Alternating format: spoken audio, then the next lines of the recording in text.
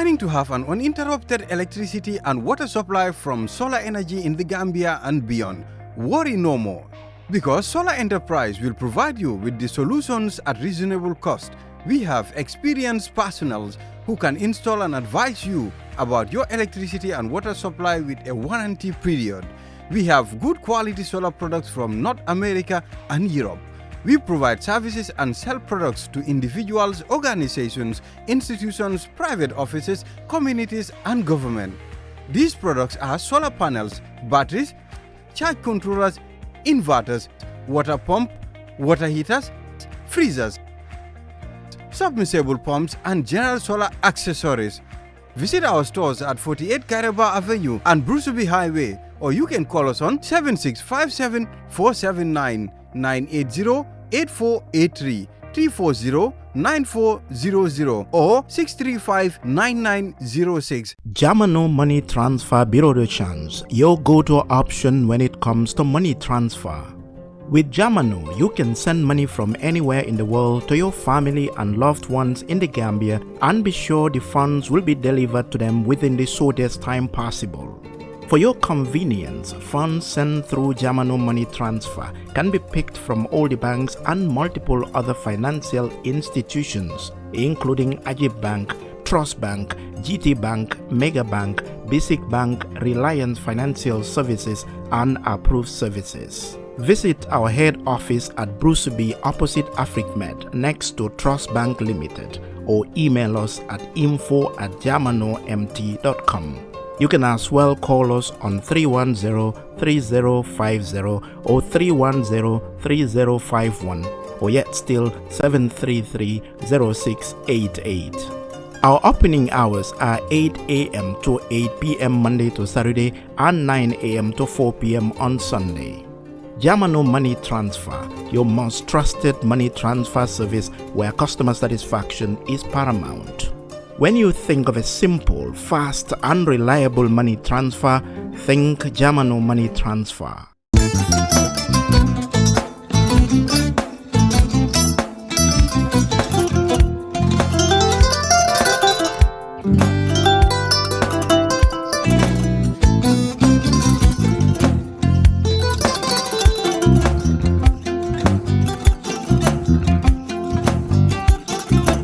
I get it. Albaka. Mbaka important. Yo, nga transfer la sto. Ya transfer la sto. Ha, code nyenji. Okay. What's that? Nsila ID soto. Sorry. I get it. Bijan bro. Albaka. Mbaka. Bara alla service o tariaka. Mbale. Mo ki janna nun kunu bara tariaka. Jannom yona forest de bureau. Gambia tonkon na no mbali ya bere. Birim koyna fo kato. Bari si kodo kino kato ni fo bolong blabe. 56 branches mola soto Gambia jam. Ha? Gambia kono ani Gambia bantala bankol. Nka kodo kiya bere. Kodo sifa fo falindiro fo nyaadi lafta memmen na kodi topoto nin kodi maraw. Jannom number 1 di nyonta. Andum fana nata anoda enterprise sotale. Wolam nyindi ko domorol fana kol fana be firale de dadi man domorol dir fana beteat. Gambia dawda yalo ngam fa kendol sotale je.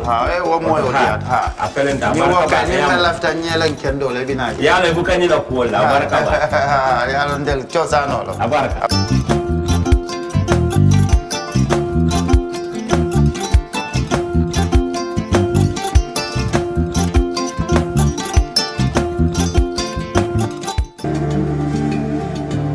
Islamic microfinance is becoming an increasingly popular mechanism for poverty alleviation, especially for developing countries around the world. This microfinance service adheres to the principles of Islam as a form of social responsibility. Yona Islamic Microfinance is the Islamic microfinance of choice in the Gambia, trustworthy and reliable. At Yona Islamic Microfinance, we provide savings products, current accounts, financing products in conformity with Islam. In addition, Yona Islamic Microfinance also offers local and international remittances, takaful fund, management of zakat, management of awqaf, trading and investment, and building of strategic partnerships to bring financial services to the doorstep of the poor with donor projects, madrasas, youth organizations, women groups, and farmer organizations. Make a choice with Yona Islamic Microfinance today. For more information on Yona Islamic Microfinance, call 377-2151 or 9832-151 or visit Yona head office at Tipa Garage, Bakote, or visit any Yona branch located countrywide near you.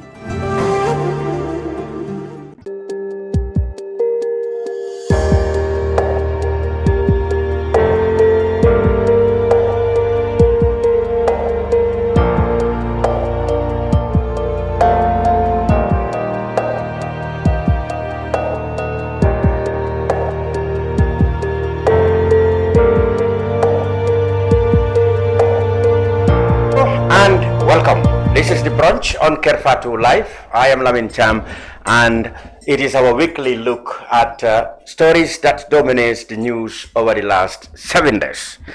And still, it is the draft Constitution 2024 that's continuing to occupy space in all major media, social media, and other platforms in the country. Last week, we had lawyer Aziz Bensouda giving his take on the Constitution, and following that we also had the reaction from the Gambia Bar Association, reactions from politicians, commentators, Gambians in the diaspora, etc. And almost entirely everybody agreed that the Constitution this time had fundamental changes that they fear is not democratic.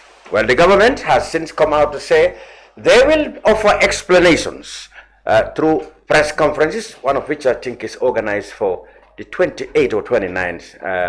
And then the minister also said they will come on platforms such as this, perhaps, and others to give explanations. Because explanation is what the Gambian people demand for the changes that they perceive to be only serving just a select few. Continuing this discussion today, I should say, the Minister for Information, Dr. Ismail Sise, who really offered, and agreed to be here, but apparently he came back to say he missed the flight, or rather he will be arriving late for the program, as unexpected, of course, that is. So we could not get him, but his seat would have been here. He would have been with us. All the same, I have the remainder of the panelists that I have organized, and to my far right is Lamin Manneh. He is responsible for administration and diaspora affairs in the foreign affairs, in the United Democratic Party. Lawyer and politician Assan Matin is here. Well, he is wearing two caps, politician and a lawyer. But I must say, of course, this discussion will focus more on the Constitution and how this gentleman sees it. Mr. Manneh, of course, I will, before we go to the Constitution, I will throw you some questions because there have been some rumblings in your party, and it wouldn't be fair with the viewers for me to meet you and don't ask you those things. So, gentlemen, welcome to the program. Greetings first. Thank you very much. It's been a pleasure to be here again. Good. Martin, it's been ages since Thank you, yes. It's a charm, as always. Well, we're glad to be here, and I'm definitely glad to meet my honorable here, Mr. Manneh. Definitely, we're proud. We keep up the good job as far as country is concerned. Thank you so much. Thank you.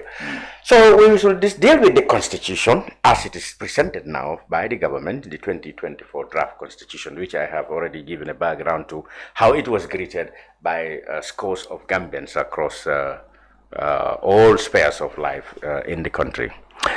Now, Mr. Manneh, let's focus by the United Democratic Party. Well, like I was saying, there have been a lot of, a big heated debate, if you like, among your members as to whether or not it is time for your leader, the veteran lawyer Usain Dabo, to step down or step aside to allow other people to take over the party in the 2026 election, flag bearer, that is.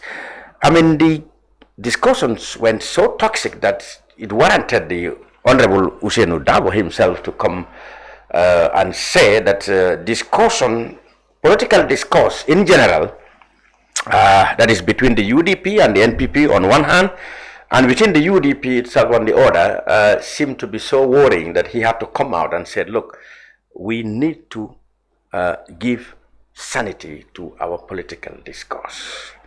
So let me ask you, this debate that has now gotten to a point that we could say perhaps it never had reached this level, even among the UDP. Of course, we know it's a democratic party, and of course, divergence in views and competition for positions that's allowed as normal in any democratic process. But why do you think it's so hectic, or so tense? We feel we're tense this time around.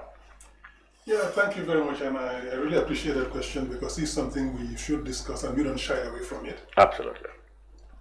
We have a strong pool of very talented people in the party, and it's normal that they would have political ambitions. We can understand that. What is not acceptable, and which Mr. Dabo spoke about, is for the public display of discord this way. We have procedures. Anybody is entitled to run for leadership of the UDP. As you say, it's a democratic party. So we have those procedures in place. When the time comes, anybody can run. And anybody can say beforehand, I'm interested. Just that we don't campaign for them the way people would want us to campaign for those from now. Because what we don't want happening is that we divert attention from the real issues of the country to that political bickering. That is not healthy. We have in place a government that is totally toxic and doing all the wrong things. And that is where our focus should be, not on these leadership issues. Yes, there are a lot of people in the party who are talented and who can be the party leader. And it's normal that they would have political ambitions. But put it a bit in the background. Because what our rules say is that we elect somebody who is the party's flag bearer for a period of time. And since the last Congress until the next one, Hussein Dabo is the party's flag bearer and putative flag bearer for the next one, unless somebody challenges him or unless he steps down. That is the rule. So all the others who are interested have every right to prepare for that time.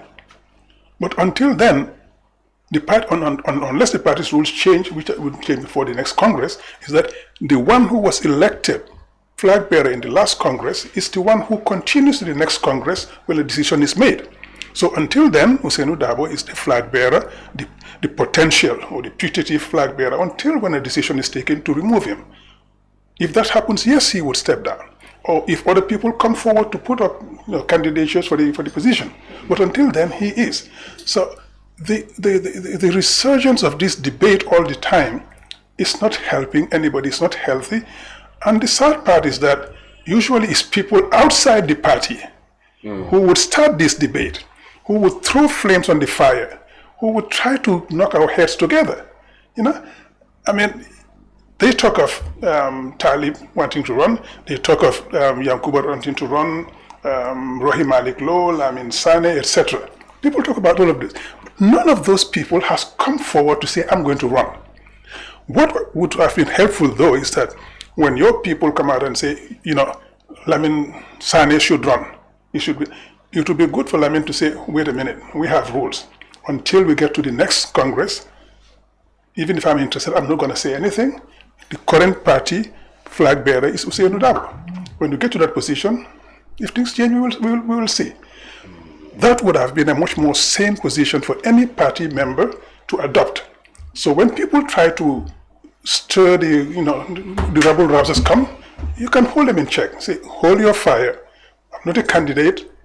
If 2026 we get there and I decide to run, you will know. Until then, Mr. Dabo is the party leader and the putative flag bearer. That would help, of course. So we hope that our people, after Mr. Dabo's intervention, would take that stance and say, hold your fire. 2026, if I'm running, you will know.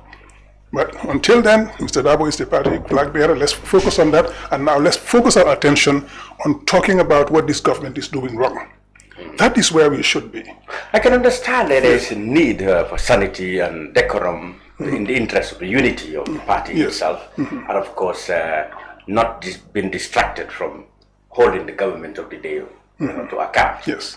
But many people feel this would always be a heated debate that you can only manage to postpone, but it will eventually flare up again. Oh, absolutely, absolutely. I mean, ambition is normal and it's natural, right? Particularly we have such a pool of talented young people. So people think if you address it now, perhaps, and not later when the election is near, when it all started all over, it may be too late for you to come to one camp. That is a possibility, but unless it gets out of hand, we would want to play by our rules, which say we only declare the flag bearer for the new election coming when we have the Congress, which is going to be in 2026. Now, if things get really out of hand, that might be necessary. The party national executive or the central committee might take the decision. I mean, I'm not sure it would, but I think that could be a possibility. But until then, I think we would want to hold to our rules. And I think sanity is going to prevail after Mr. Dabo's intervention. And also people are talking to each other, say, look, this is not absolutely necessary and it's not right. And we shouldn't allow people outside the party to stir this conversation. You will blame people outside the party, but don't you think this is a genuine problem within the party itself? Do you think the voices of dissent are not from within rather than without? If you keep blaming outside and ignore what is an internal issue, yes, this might affect the party. No, I'm not sure it's voice of dissent. I think it's political ambitions surfacing. And I say that is normal. Okay? What is not right is for that to turn into so much bickering. And the bickering, as I said, is not from those people. They have their ambitions. Nobody doubts that. And nobody says that's wrong. Because in a way, it's to the advantage of the UDP and to its honor that we have so many young people who can lead and who want to lead. Yeah. That is something we're proud of. People, yeah. We're proud of that. Yeah. What is not right is for that infighting to be stirred by people. I mean, as I said, you haven't had any of those people come forward and say, yes, I want to run, etc., etc. But people are saying it, and others are saying, okay, maybe they have this political ambition and asking other people to speak for them. That is something we hear too. But what is important is that each and every one of those potential candidates should ask their supporters, if they have supporters, or anybody who is gunning for them, to just cool down and wait for the right moment to come up. Now, some, as you say, some are saying maybe the party should take a decision now and make it clear that Hussein is going to run, and whoever wants to run also can throw his hat into the ring. But what will we have? We're going to have internal debates all the time about what's going to happen in 2026, what we're going to do, and we will forget about NPP and its maladministration. That is not what we are interested in. I mean, anybody who really feels that much that they should run, they should probably come out and say, I'm going to run. And we know who is going to run, and we know who can do it. But until then, Mr. Dabo is our candidate. We defer it to 2026 because that is not something we're going to decide now. Because even if they come out now and say they're going to run, there isn't going to be any extraordinary Congress to decide who's going to be the flag bearer. That will be in 26. All it will do is it's going to create even more confusion within our supporters, among our supporters rather. So we are confident that all of this talk is preparing people for a division within the party. But I can assure you, all of those people who have been mentioned have all stated clearly that they did not tell anybody to advocate for their candidacy. And they have all said that if Mr. Dabo runs... And they are not going to be doing anything underneath that suggests that they might not say it in public, but underneath perhaps they are doing some things that clearly suggested that they are actually in fact preparing their campaign. I cannot say for sure. It's a possibility. It's a possibility, but I mean, we would just take them by their word. When they say, because otherwise we'll be judging them by intentions and speculation. They have told us several times in the media, in the National Executive Committee meetings, etc., that they are not candidates. That people are speaking on their behalf and they've not asked anybody to speak. So what I say in that case, just talk to your people saying, drop it. Some people have come forward and said, oh, Lamin is all over the place and in the media said that he wants to run. I made it clear, I am not running. My candidate is Mr. Dabo until something changes in 2026. If the party decides otherwise, yes, but he's my candidate. And that put an end to speculation about me. So other people now want to do the same thing. If of those who have been, named here and there to come out and say, look, we haven't reached that stage. Right, exactly. When we reach that stage, we will decide. But until then, we play by the party rules, and we're going to go there, and that will allow us to focus on the wrongdoing in this government, including this constitution we're talking about, including the vetting bill that people are not talking enough about, and there's several other things. Enough about the UDP. I can't let you. No, absolutely, that's absolutely normal. And I appreciate the possibility to talk about this. Actually, good, thank you. Yeah. Let's go straight. Let's start with the lawyer, because what we are going to talk about is the constitution now. And by the way, I've got a master's in law as well. Oh, there you go. International law. Oh, that's it. See, that's only more palatable now to have you on the show. Okay. The draft constitution. We have all said in 2024. We had, like I said, the initial reception it had among the people of the Gambia was not quite kind. People are outraged that a lot of it has changed, and in fact the draft as it is now looks like a totally different from what the people aspire. And you look at the process that went into the 2020 draft, the huge amount of money it cost the country, the widespread consultation it took place. Now people are shocked that some people sat at a corner, delete what they don't want, and put things that they think they will shoot them, including, of course, an attempt, as people describe it, to entrench themselves into power.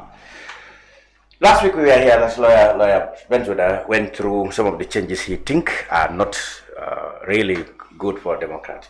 What has been your reaction and your reading of the documents since then? Well, thank you, Mr. I'll first ask you from the legal point of view, then you can add your political, because I heard the minister say that some analysis have political connotations. Well, thank you. But let me begin with your legal analysis first. Yeah, thank you so much, Mr. Chairman. It is a very, very pertinent issue, and it's the issue of the day, even our democracy. The issue of the Constitution backdates to up to 2017, if I may say, after the change, whether we could have a new Constitution, or whether we can move with the 97 Constitution. Well, from what we have seen today, I can really tell you that the hopes and aspirations of the Gambians is already dashed when it comes to the current Constitution, because reality is that, like you just pointed out just now, for me particularly, I see that it's a total undermining of the CRC. It's the reality. The body that drew up the body that drew that. They were mandated to make sure that they bring something after doing consultations with all the Gambians from home and abroad, to bring us something that we can say that this can be presented to the Gambians, and it can be a future document when it comes to our constitutional governance. But what we've seen now, definitely, for me, it exposed incompetence. On the part of? Huh? On the part of? On the part of government and the ministry. Particularly the ministry.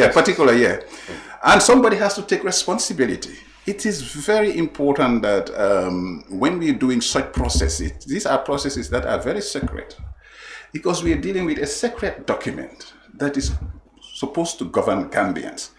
But what we have seen of late is that out of this 2024 programmatic draft, we have seen that they try to insert their own desires.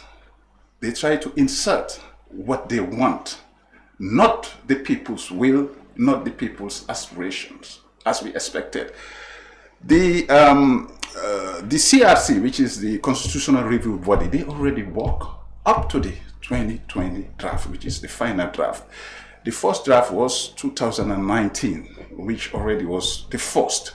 But finally, they came with the 2020 draft. That's where they stopped. But of late, we've seen this amended draft, which I believe that there is a sinister motive in it, in the sense that the way they do it, it was not transparent to the Gambians.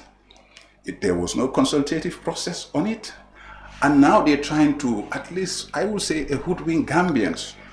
But would that have gone through? This is now where the debate we have. The debate we have is who are doing this, and it is the public that exposes them for now.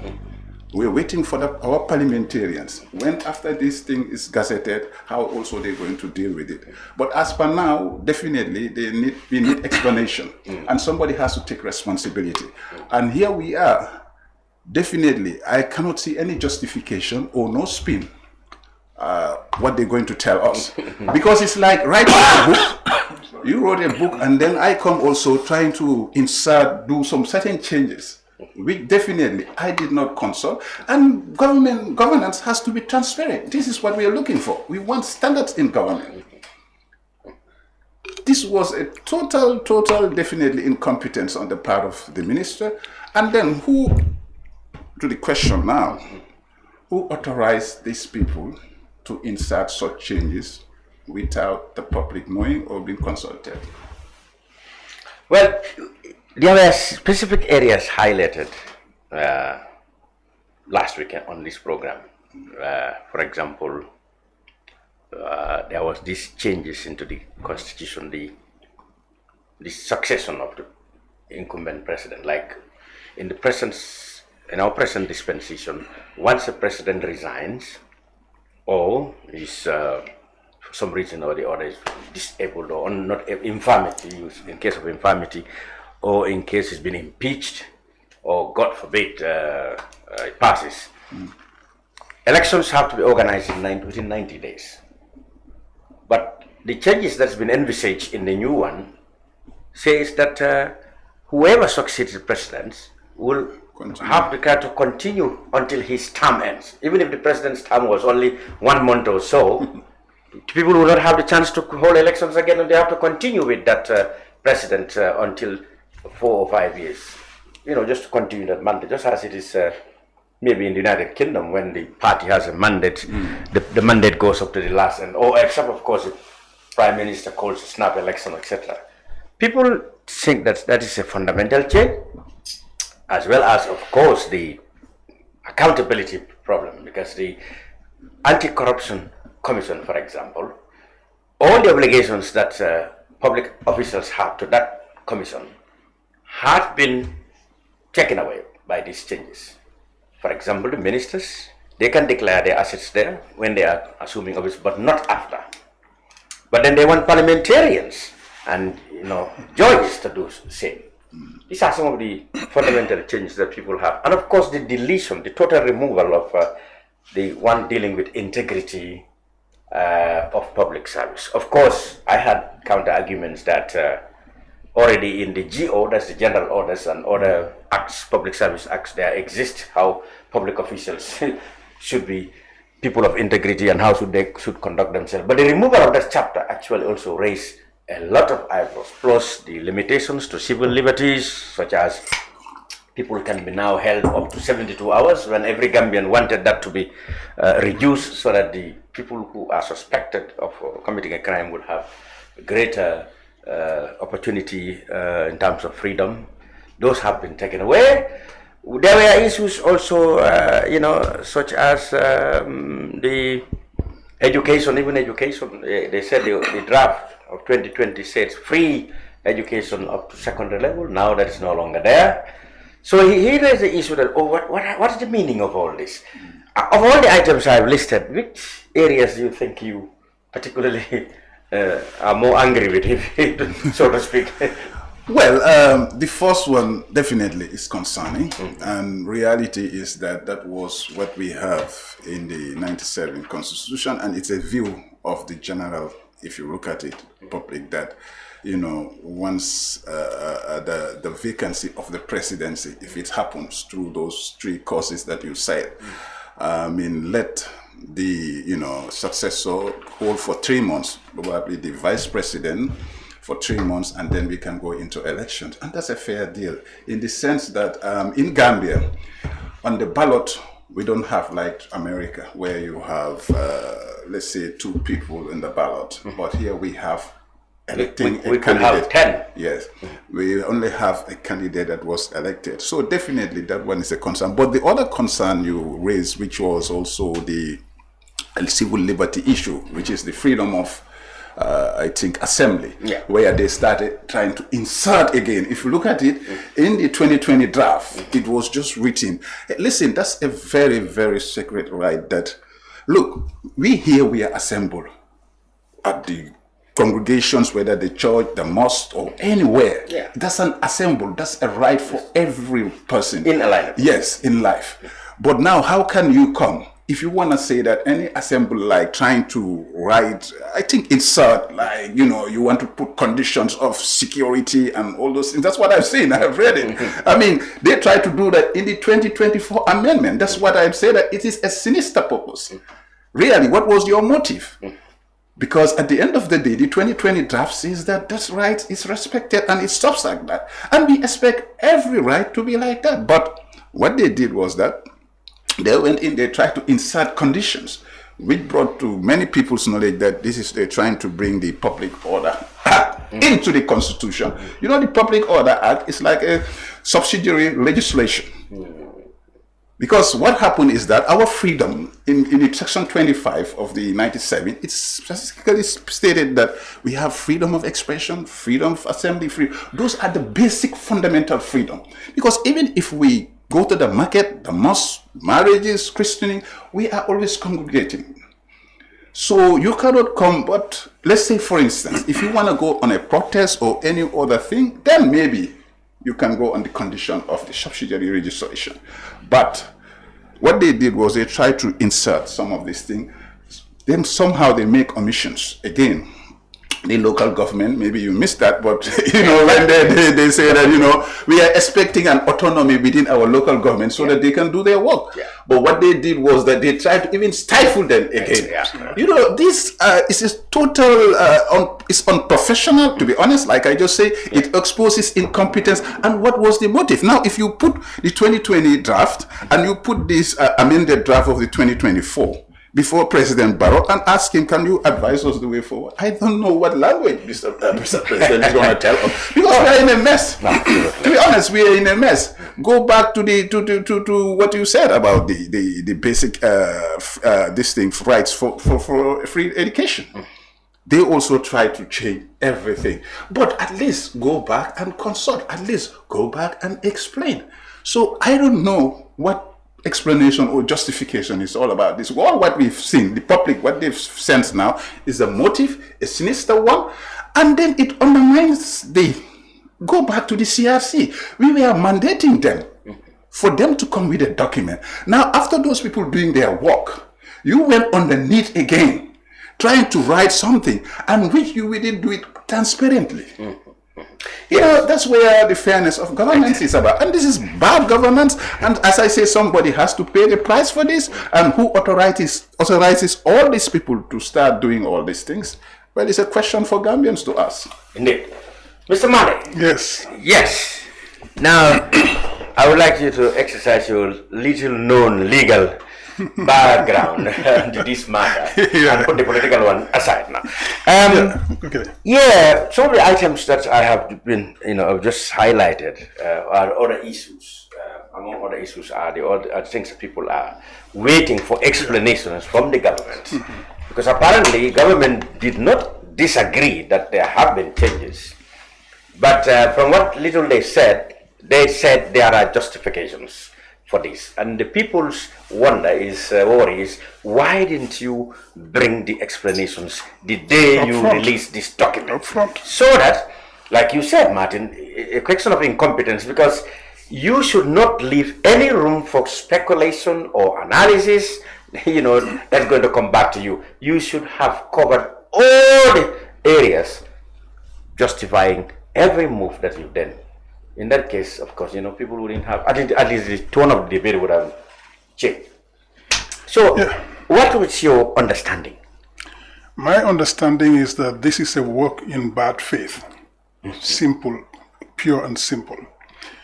I was looking forward to meeting the minister here so that he can provide yes, information. He promised he would come, but I guess he couldn't catch the plane. You see, the Constitution, in 2017, a CRC Act was enacted to allow an independent body to come up with the Constitution, a draft Constitution. The chairperson of the CRC, according to that act, was to be the Chief Justice or somebody elected by the Chief Justice, appointed by him. The deputy chair was to be appointed by the Minister of Justice, and they did. And the 9 other members were appointed by the President. And they're supposed to be people of integrity, honesty, and their loyalty and honesty is above board. So these people are appointed to run and to prepare the CRC document for the country. So we have a group of highly regarded and respected people to write a draft constitution for the country, because government cannot write the constitution. And I look at what they write in purely legal terms. When they talk about government, they talk about executive, and it's not. Government is the 3 branches: the executive, the legislative, and the judiciary. And none of those branches can write the constitution. The Constitution is our apex legal document, and in the hierarchy of legal norms, it sits at the top.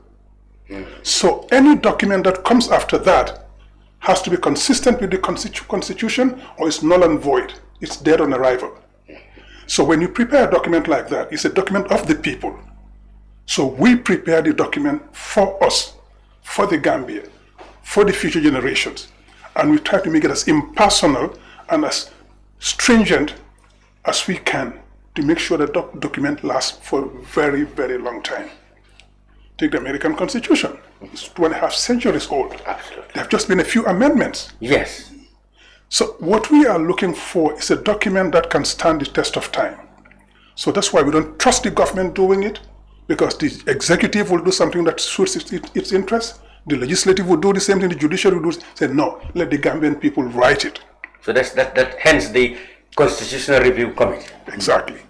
And anywhere constitution is done, it's done by, we call it an assembly, a council, a committee, whatever is written by the people, for the people. So that is why an executive has no business writing the constitution or editing it. And when this constitution was being prepared, it went through a very consultative and inclusive process. The CRC did their background work. They consulted everybody in the country. They went around the country to talk to the people in their bantabas, all over the country. They sat with the executive and discussed this. They sat with the legislative and discussed it. They sat with CSOs and discussed it. Religious leaders. They went to the religious leaders, Christian, Muslim, etc. Discussed with everybody. With the political parties, discussed with them. And then they went to the diaspora. Yes. So that everybody in the Gambian political and human context is consulted. So it's a document of the people, by the people, for the people. So the executive has no business sitting in its corner and editing that document and bringing it back to us. Well, because if they do that, they would adulterate the document and put in things that are in their interest, as we see in this document. We will come to those points. What should have happened was for them to submit this to Parliament. And Parliament goes to a perfunctory review. Because even Parliament is not supposed to modify this in a way that it alienates the people from their constitution. It shouldn't be done in a way that we feel that this is no longer ours. It should come back to us as a people to vote for it in a referendum, whether we accept it or not. But given the Constitutional Review Commission's work on this document, it is extremely well done. But the elephant in the room is the 2-term mandate that is there. That's why the government has been trying to kill this document from the time it arrived in 2020. Let's go back to that, just to give a background. And people often accuse me of intervening at the wrong time. Okay, that's all right. But a background to that, because you said the term limit has been the problem. Yeah. And I want to bring the government the cabinet paper on that was that the term limit after that stage would have been unfair and discriminatory to the sitting president, whether it was Barrow or somebody at that time. It would have been unfair. And the powers that have been given for appointments and stuff like that, like the National Assembly, those are the two things the cabinet paper objected. I saw the cabinet paper, and I think I still have it. That was the problem. But now, they seem to be happy that the term limit is now, the cabinet is now comfortable with it. Well, it's comfortable with it in the sense that for them the term limit runs from 2026. So the past two terms, the current one and the past one, do not count. So that's what those have been taken out of the equation for them. So now what we're looking at, and Barrow himself, if you remember correctly, when he came in 2017, he said, I'm going to make sure that nobody does more than 2 consecutive terms in this country. I'm going to lock the provision that the constitution can be changed to have a third term. He said that, and it was in his manifesto. So that was clear from the beginning. What has changed? What has changed? The trappings of power got to him. You see, when you take a document like that and you want to change it to suit your intentions, we start having what is this constitutional coups. We would have that constitution adopted now, and he would say, my term limit starts running from 2026. I have another 10 years potentially to run. Okay, and then sometime during the third term, he would find a way of amending the constitution again and bring another new term. We saw it happen in Senegal with Macky Sall and before him President Wade. They did it, and ended up in chaos. In Guinea, Alpha Condé did it. And he ended up in a coup d'etat. In Cote d'Ivoire, Ouattara did it. Where are we today in Cote d'Ivoire? Lost a lot of respect. Exactly. And we've seen it all over the continent. And we end up with what? With coup d'etats, and we blame the coup d'etats, etc. But we are not looking at the causes of those coup d'etats, we're looking at the results. So to avoid those things is why we want to have this term limit, 1. 2, the other advantage of term limit is that it takes away impunity. When you sit there, you know that you have 2 terms, 10 years to go. After that, you are going, and whatever you do is going to be scrutinized, and you go to with a fine comb. And your ministers and other top civil servants that you appoint know that after that, they don't have any protection. They're going to have to account for what they did. Everybody starts behaving properly. The corruption is reduced significantly. If not eliminated, but it will be reduced significantly. You will start getting people of competence and integrity into the government, which we don't have right now. So you will have all of those things come in place, and that's good for everybody, for the government, for us, because we do not want to see our heads of state and ministers or whatever being dragged before commissions and humiliated. That doesn't serve anybody's interest. But that requires you doing the right thing to avoid that happening. And that's what we are asking in this constitution. And in situations like this, President Barrow will be best advised to realize that his best interest is going by the will of the people and doing what is right so he can live and go enjoy his mansion in Mankamankunda and other places. Look around you. Why do you think that what happened to Jammeh, what happened to President Macky Sall and whatever, why do you think it wouldn't happen to you if you do the wrong things? Whether it's a UDP government, a GDC or whatever government, you will be held to account at one point or another. We have seen it in place. Take the example of Angola. Dos Santos thought he had entrenched himself and got his handpicked selection, and he left and he was dragged into parliament. Mauritania. By the very person whom he trusted. Yes, Mauritania, the same thing. So this thing, when they changed the constitution, say that when the president resigns after some time, his term of office will be continued by somebody who is the vice president, or if he's not available, because the order of succession is the vice president, Speaker, Chief Justice. The Speaker, and then the Chief Justice. So if whatever is in him and the vice president are not available, the Speaker will take over. If it's not available, it's the Chief Justice, etc. None of those people were elected into office. So if you want a system where If you go, somebody takes over from you, you form a ticket, like in the American system. If the president, vice president, if the president is not available, the vice president takes over. Yeah. That's what happened. Look, Senegal, in 1980, President Senghor decided to leave. Yes. He left, and he had, I think, 2 or 3 years left on his term. And Abdou Diouf continued. Yeah. A technical guy who was never elected at any point in his life was elevated to the position of president. Thank God he happened to be a very virtuous person, and he did good things and left, even though his achievements are there to be contested or not. But fortunately, he was a good person. He could have been quite the opposite. It could have gone wrong. And Senegal changed that. Said, now if president goes, there is an election. The British system you mentioned has it. But the difference is that the British system is a parliamentary democracy, and it's a party that's elected, not a person. So the leader of that party takes over. So when he goes or she goes, the next person appointed by the party takes over. Chairman takes over, prime minister. Yes, so you said the elephant in the room, yes, maybe the term limit thing. Yes.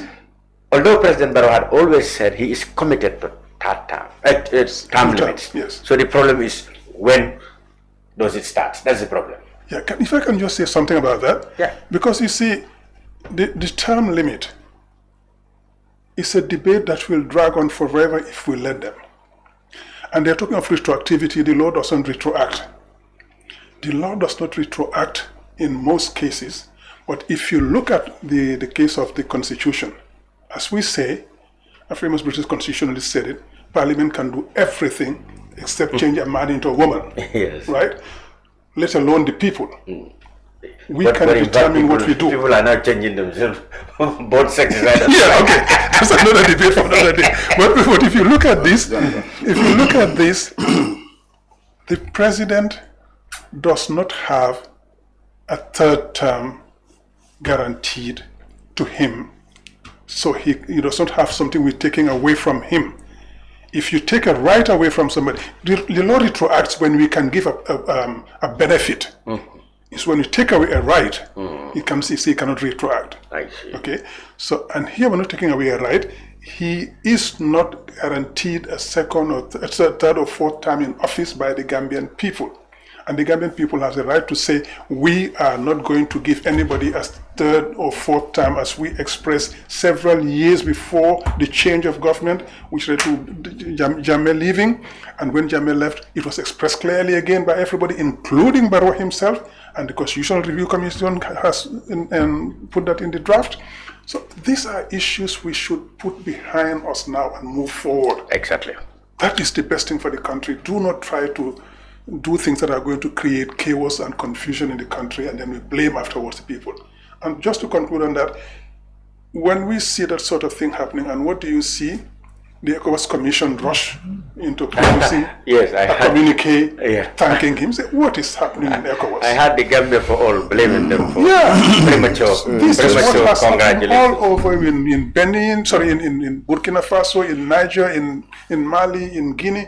And they end up backtracking every single time and humiliating themselves. Is it because, I think, is it because the ECOWAS Commission president is a Gambian? Yeah, a Gambian who cannot divorce himself from Gambian internal politics for various reasons, which I wouldn't even mention here. Yeah, but we all know. Okay. So he should stay away from being so involved in national politics and take his international rules seriously.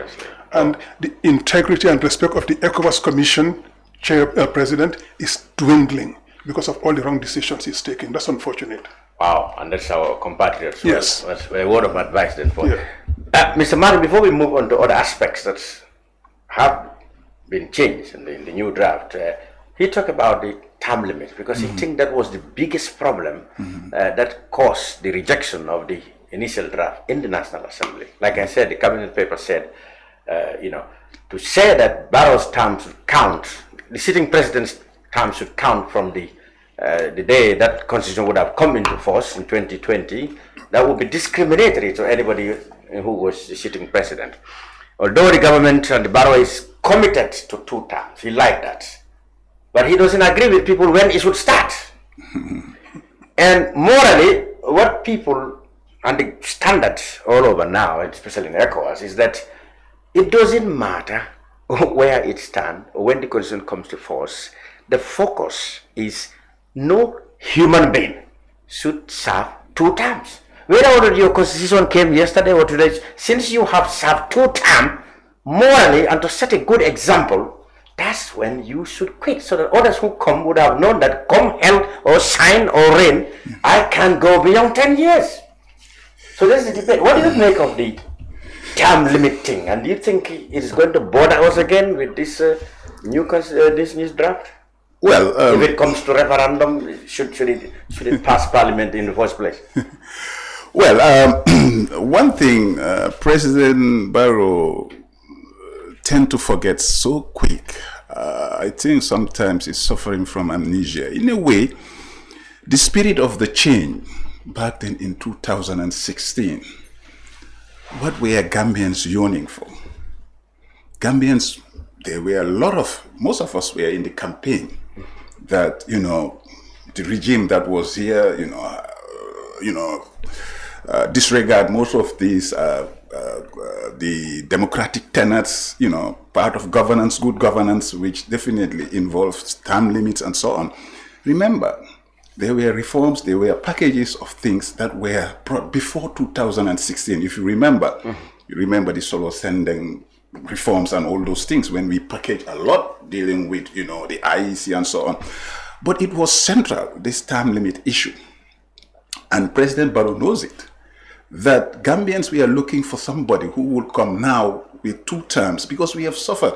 Look, Jawara State, let's say, some people say over 30 years. Yeah. Now, Jammeh was going 25 and he was aiming for 30. He wanted to go for a billion. So will term limits be in Gambia over 30 years? Yeah. So this is what we are running for. And it was the spirit of change was that let's try to have term limits so that anybody who comes, you have limited term in government and then you go. But unfortunately, President Barrow forgets that and he disregards this fact, which comes to your cabinet paper. Then what we had is that the spirit of 2016 change was that Gambia needs a new direction, a new dynamics in governance. Term limits, all these things, we call for even constitutional reforms and everything that was packaged. But this man disregarded everything. Back to it. The retroactive clause, which most people don't understand. Look, we have legal luminaries in that commissions. These people, they know what they were doing. They were looking at the spirit of change and the aims and aspirations of Gambians when it comes to the constitution. That, look, under the 1997, the term limit issue is not, addressed there. Now, can we bring it in? But here is a man, I think he's also looking at playing with us, like, I want to stay here for as long as I want. So, retroactive clause doesn't count. Today, let's take, for example, where is the case of Donald Trump? He already served 5 years, not so. 4 years, right? So, and then now, if he comes to power, well, we start serving another 8 years in power. No, yeah. It's only 4 and 4. Yeah. That's it. Yeah. Whatever time it comes. Exactly, yeah. Again, I think definitely, as I say, Gambians will come to address this issue come 2026 if they need a new governance system. But under this current regime, really, everything is been messed. And, the issue of term limits, like I just say, is something that, like in Senegal, it has been addressed very well. Now, for us, I don't see it. This issue of the draft and carrying the term limits in is going to bring a problem with the current administration. They don't want the term limits to start from 2016. And if that was to happen, that means it's a consequence. Yeah. Because really, as I say, so I don't know whether we're going to address this situation really through an election, because this is a catch-22 situation for most Gambians. We are in a dilemma right now. We are now talking about what has been inserted, what has been omitted, what has been, in the 2024 draft. But as I say, the hopes and aspiration that we're going to have a constitution, if people are, it's like it's dead in the water. to cut it short, because this thing, if it comes, it will be a pull and push again. Most people will talk. Huh? How will you predict its fate in the National Assembly? Well, I don't see them, because in the National Assembly, whether they will approve this thing to come to the people in the form of a referendum, and then, a referendum is a tall order. For instance, 75% have to agree to all these things. As I say, there are a lot of challenges out there. The threshold is high. Yeah, definitely. Really, the issue is that we are in a mess, but we can only address this after when this government is gone. What do you make of opinions of people? Recently, there was a diasporan who said Parliament should pass it, despite its inadequacies and terrible nature, or to quote in a quote. What do you make of that? Well, even if they pass it, the thing is that the public, I don't think the government will be out there to support any kind of a yes vote. Even the government? Yeah, because if they don't get what they want, their intentions, their desires, like President Barrow, what he wants, the issue of, starting the term 2026, making all these changes. Now, will he support something that is against his wishes?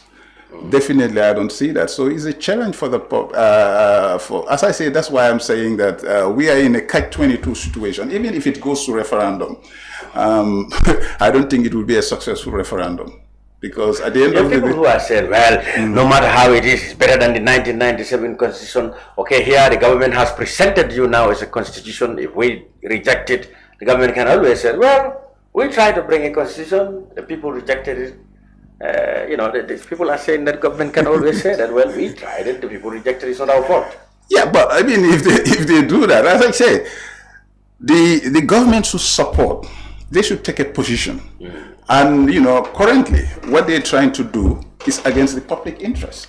Now, if they're looking to their own interests, that means that I don't think we will have a good, successful referendum, because at the end of the day, that means that they will not come all outright to support the public position on this. It's going to be on their own side. The reality is that, as I just say, we are in a catch-22 situation. The only solution is, I'm saying, for instance, come to 2026, when we have to go for a new government that will respect, and probably we will have to set up, I mean, it may be a special commission or something like that, without putting a lot of money, like we wasted all this $116 million, whatever dollars is to this, and we come up with a document that is definitely transparent, inclusive, consultative, and Gambians will see that their aims and their aspiration for a new constitution. But current situation really is very difficult. People may want to go for a referendum, but you may go for a referendum that probably, will end up, because if the government did not support, or they are not in support of what they want, how good is going to be a referendum in this case? Okay, Mr. Manneh, let's go into a little bit of politics here. I mean, your party leader or your party has been known to have made this clear that even if a comma is changed from the 2020 draft, your party will not support it. The last time, of course, it was the ruling National People's Party and their allies who were blamed for rejecting the draft in the eyes of right-thinking people, because people said the government masterminded the defeat of the draft because it was never their interest to have it passed because of some of the things they disagree with. So government allegedly masterminded the defeat of the draft. This time around, it will appear that NPP and its allies in the National Assembly will push for this to pass. But your party and their allies, if there is any, would obviously oppose this. Would you be ready to stand the risk of being accused of torpedoing the passing of the document if it comes to that? You see, that's the miscalculation that the government is making. Okay. Because it is of the impression that it can throw a very bad document at us and then blame the UDP and the opposition for killing it. The people who pushed them into submitting a constitution for referendum are watching what is happening too. Because it's not so much for the Gambian people and respect for the Gambian people and their wishes that this document came back. This came back because of pressure from the donors and the foreign partners. That's why this document is back. They've put enormous pressure on him to bring back the constitution. And what they want to see coming in is the constitution that was draft that was adopted by the CRC, not an adulterated and bastardized document. So you think perhaps, I'm coming to there, the international community and the donors are yet to make a position, but you think they will not be happy with this? They can be happy with this because this document, honestly, no honest, decent person can accept this. You see, when the UDP said if a comma is changed, we would reject it because we know that this government is up to no good. And we knew that from a long time ago, that they would try to change it into what we have now. Mr. Dabo said, if there's going to be any change, let it be at the level of National Assembly. Submit the document of the CRC to National Assembly. At least they represent the people from all the constitutions. Let them sit and discuss this, not an executive sitting in the corner and have the Minister of Justice or some other person or a group of people sit and doctor our document to suit their own interests. When you take a document, that tells you that the president will be immune, that the ministers can steal as much as they want. When they leave power, they will not be accountable, which tells you that you can continue detaining the Gambians for the 72 hours again. And even, before in the other constitution, the 1997 constitution, if you are detained within 3 hours, they should provide to you explanation in a language that you understand. The reasons. 1997 constitution. Oh, in 97? Yes. Okay. If you are detained by the police within 3 hours, they should provide explanation to you as to why you are detained in a language that you understand. So you won't pick up a Mandinka or a Fuller or a Syrian from his village and bring him and speak to him in English when he doesn't understand English. So you have to explain to him in a language that he or she understands as to why he or she is being arrested. And you have 3 hours to do that. Even that has been removed from this Barrow Constitution. The 72 hours which you want to bring down to 48 hours is already very long. They put it back to 72 again. Okay. These are the people who are telling us that the president can appoint and fire members of the National Assembly, the appointed members, the nominated members, etc. And he is cutting back again on the independence and decentralization of the local area councils, etc. It's a litany of words. In fact, I jotted some down here just not to forget because there are so many of them. Yes, you can. You can address them. Yes, this is the qualification, for example, of the ministers was lowered again. Yes. Instead of when we want competent, honest people to come into government, he wants to contain the political clientelism by appointing anybody he wants from him to those positions. He just needs secondary education. That's what he said. The world is past the amateur stage. We are dealing with people. Look at our last negotiations with Senegal about the border crisis. You saw the caliber of ministers they've been fielding compared to ours. How do you expect to win any discussion about that? We have things like he still appoints the head of security services without referring to Parliament. Parliament should be vetting these things, but he wants to take that away. We have that in the Constitution. And with the consumer protection. We have consumer protection in the current draft of 2020. We even have a commission.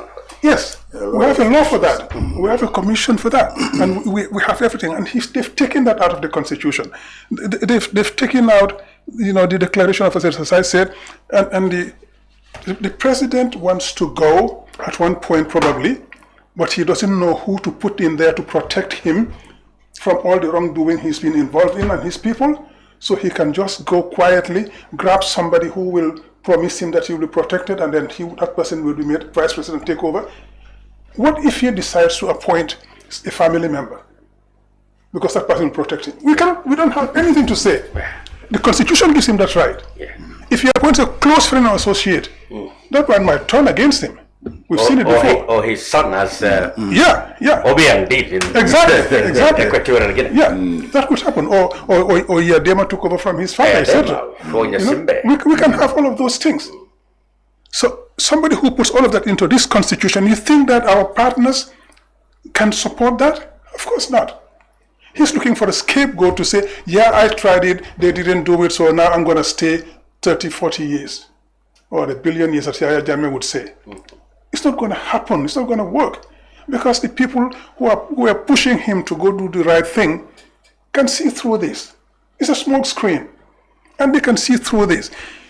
And the cases of, bad faith are legion. When you take a whole chapter 5 on the integrity of our political leaders, which has been taken out of the Constitution completely.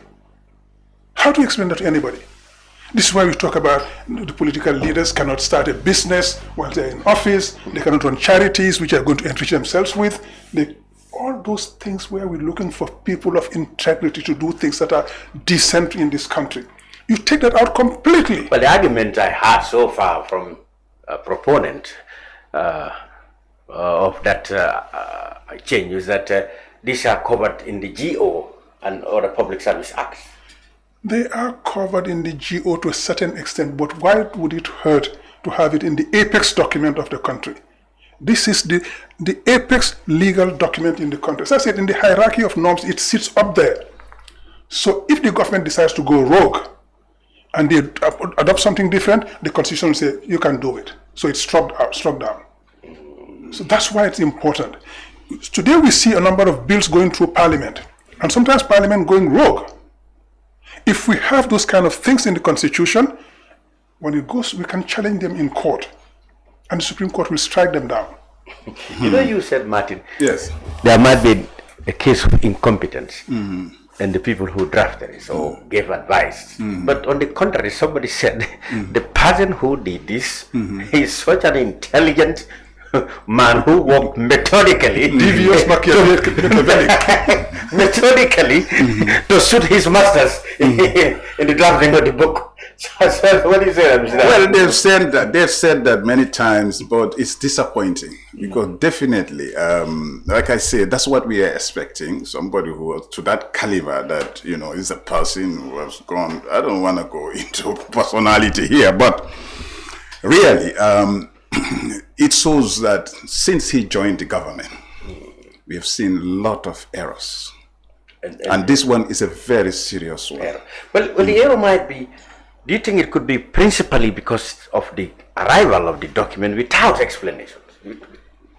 Well, they should now come out. As I say, I don't see how they're going to justify well, it. The female reaction from them was that they are going to come out with a statement which was being prepared, and then they will come to press. They will announce that there's going to be a press conference, and we could have we could have at least the first version of the government here if we had Dr. Sise, who had promised to come, but apparently unfortunately missed the flight that would have enabled him to come here. So we missed the chance of perhaps getting him, but we will get him here on the program. It's open to Dr. Sise and government officials to come and explain. But the issue I said, what I had first was, if there's going to be a point of incompetence, it's in the very fact that the document came without explanation, as opposed to the 2020 draft, which came with such an elaborate expression of the justification. As lawyer Benz would have said, even the cleaner, who was part of the staff of the CRC, were all listed, just to show the competence and the capability of the people who work on it. But this one came without an explanation. You don't even know whose ideas were there. Well, all what we know, all what we can imply is that they were trying to work on their own desires, on their own interests of few people, which is definitely what has been shown here. It exposes, as I say, them in the sense that if you look at it, they put us in a situation now where we don't know which is which. as I say, but going back to what you were saying, the 2024 amendment, that's the one they're trying to bring here, really doesn't tell well. And I don't see how Gambians, the public, will, go and support this document when it is not part of their aims and aspirations. Really, it has, the thing is, as I say, some people have to take responsibility for all these things. We can go on analyzing, we can go on saying a lot of things, but reality is that who authorized the drafting of this in this manner, inserting, omitting, deleting things and putting them without the public being consulted over it? I mean, it's a serious thing. Now you want the public to just accept what you're going to present to them. That's why the parliament should be very, very careful how they're going to approach this document. Because right now there is a public outcry. Like you just said, the outrage is out there. The work of the CRC definitely, it's like we've wasted all the money. Because if at all this was the process that we were going to go through, that they would sit in the, at the executive level or whatever, decide to write whatever they want to write, insert and change what they were going to change, and then bring it, then why mandate the CRC to this level? You could have done this without money being wasted. But right now, we've wasted a lot of money, and you're going to present us a document that has been definitely violated in a way, and now you want the public to accept it. Now, if at all we're going back, like I just said, that's my problem now. People are calling for the 2020 draft. Will the government come on board to support this draft? That's where the catch is. So many people have to be very, very careful. So I think diligently, if Gambians can come, I don't know how they're going to settle this. Whether at the parliamentary level that they can sit and say, hey, can we go back and do a consultation? But the people are calling for the 2020. You think there's any possibility that government will backtrack and withdraw it? Mr. Manneh? Well, that would be the decent thing to do and the courageous thing to do. When you are wrong, you've got to be able to say, hey, you know what, I messed up. Okay, let's do it differently. And the Gambians will forgive you. I'm sure you remember there was a case, Barack Obama did something silly, excuse my language, and he was held to account for it. He came back and said, you know what, guys? He didn't even say messed up, he said, I screwed up. Yeah. And he was forgiven for it. Absolutely. And I think we are even more forgiving than that. So if you want to do something like that, the decent thing would be to come and say, you know what? We messed up, but we're going to go back to this. Let's do it again. Let's do it that way. Definitely. And then we will forgive you and move on. Good. You see, because another thing, for example, in the Constitution, this Barrow draft. You call it Barrow draft. Yes, the Barrow draft. Okay. Because my friend is saying somebody should pay for it. Nobody should pay for it. But Barrow is the one who authorized it. He is the president. He in that draft. Well, so Mr. Manneh there, that's what I'm saying. He's the president. He's the minister who should have advised him. Yeah. He has beef with the attorney general. And where is the drafters? No, absolutely. That's what I'm saying. I know probably it's very difficult for the president to say that I'll take responsibility. Well, he could have, like he said, like the Obama type case. Yeah. But at the end of the day, really, in a very, very civilized democracy, if this serious misconduct happen, especially it's basically misconduct.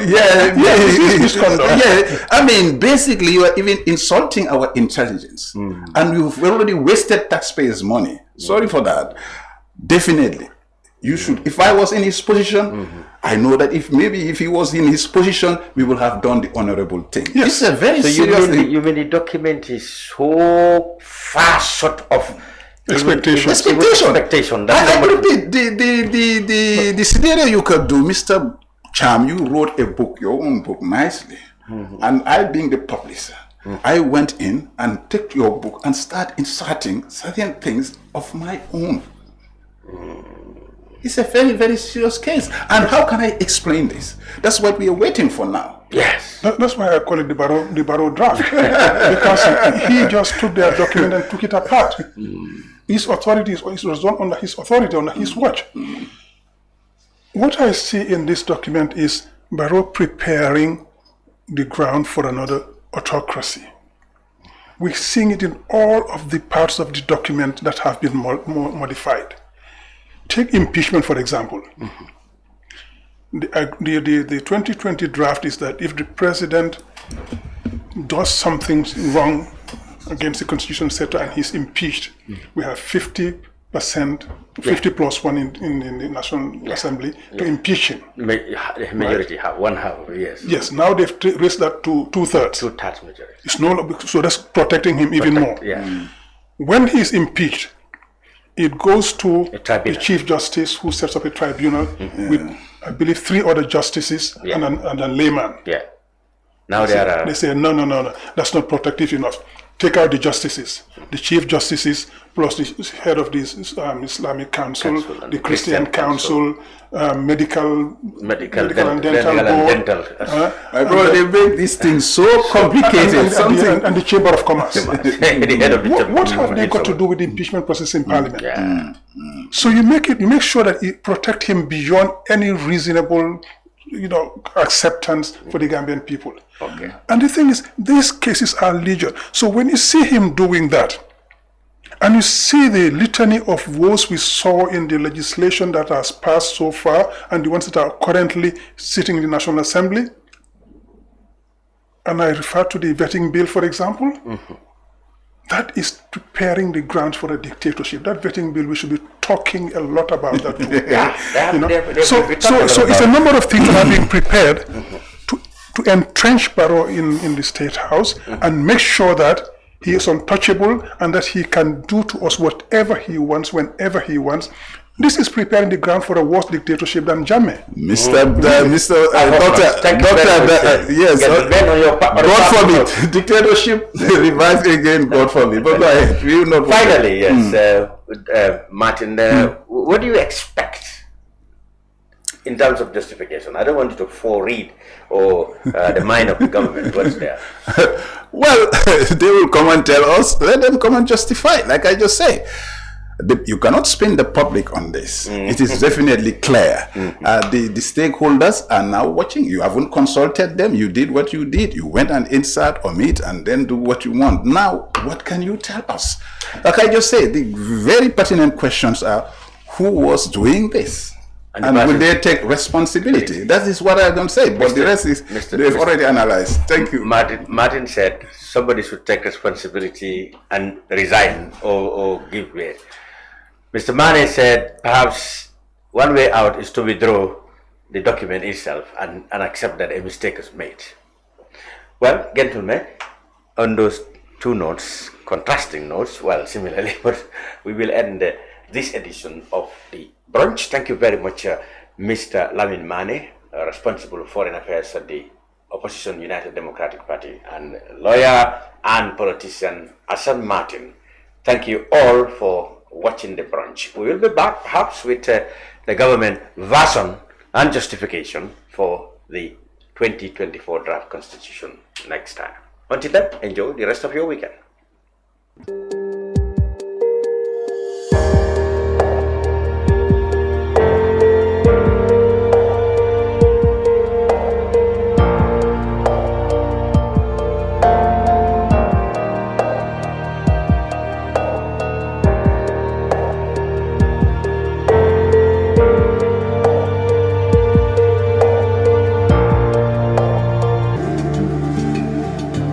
Islamic microfinance is becoming an increasingly popular mechanism for poverty alleviation, especially for developing countries around the world. This microfinance service adheres to the principles of Islam as a form of social responsibility. Yona Islamic Microfinance is the Islamic microfinance of choice in the Gambia, trustworthy and reliable. At Yona Islamic Microfinance, we provide savings products, current accounts, financing products in conformity with Islam. In addition, Yona Islamic Microfinance also offers local and international remittances, takaful fund, management of zakat, management of awqaf, trading and investment, and building of strategic partnerships to bring financial services to the doorstep of the poor with donor projects, madrasas, youth organizations, women groups, and farmer organizations. Make a choice with Yona Islamic Microfinance today. For more information on Yona Islamic Microfinance, call 377-2151 or 9832-151 or visit Yona head office at Tipa Garage, Bakote, or visit any Yona branch located countrywide near you. Planning to have an uninterrupted electricity and water supply from solar energy in the Gambia and beyond? Worry no more, because Solar Enterprise will provide you with the solutions at reasonable cost. We have experienced personnel who can install and advise you about your electricity and water supply with a warranty period. We have good quality solar products from North America and Europe. We provide services and sell products to individuals, organizations, institutions, private offices, communities, and government. These products are solar panels, batteries, charge controllers, inverters, water pump, water heaters, freezers, submersible pumps, and general solar accessories.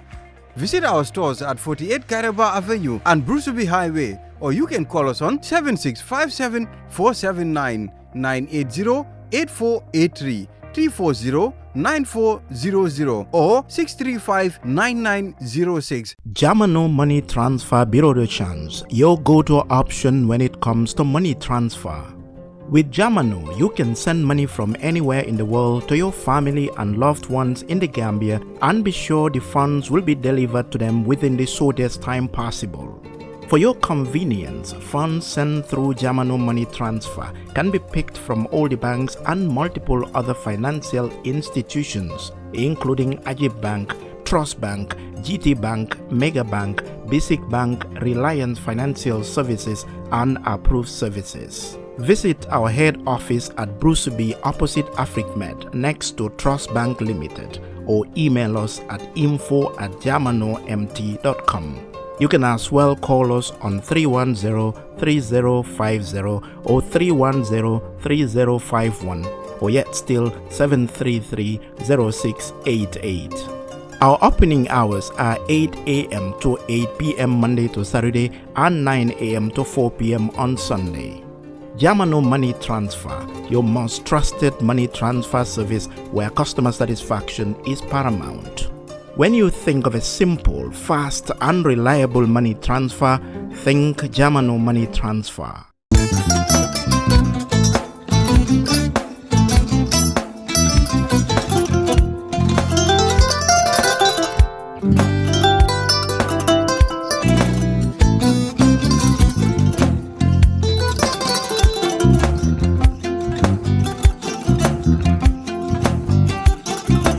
I get it.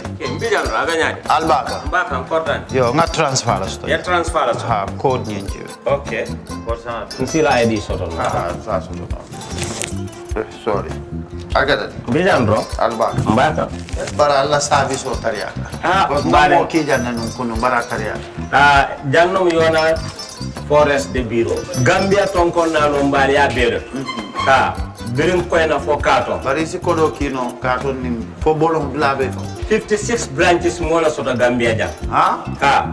Gambia kono anin Gambia bantala bankol. Nka kono kiya bere to. Kodo sifa fo falindiro fo nyaadi lafta memmen na kodi to poto nin kodi maraw. Jannom number 1 di nyonta. Andum fana nata anoda enterprise sotale. Wolam nyindi ko domorol fana kol fana be firale de dadi manin domorol dir fana beteat. Gambia dawda yalo ngam fa kendol sotale je. Ha e wo moyo diat ha. Apelenta ni wo ka ni lafta nyelen kendol e binaji. Yalo bukani la ko la baraka ba. Yalo ndel chosano lo. Abaraka.